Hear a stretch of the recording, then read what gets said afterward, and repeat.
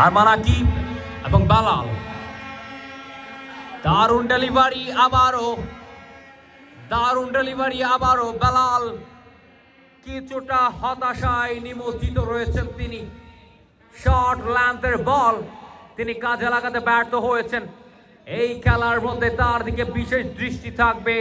আমরা জানি বেলাল তিনি অত্যন্ত পরিচিত একজন খেলোয়াড়, রাঙ্গুনিয়ার অন্যতম একজন খেলোয়াড়দের মধ্যে তিনিও অন্যতম।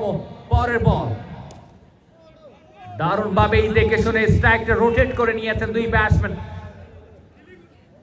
আরিফ এবং বেলাল।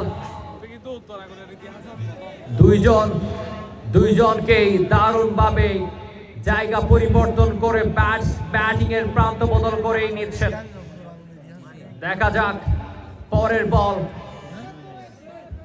বল আরমান আকিব নেক্সট বল আরিফ।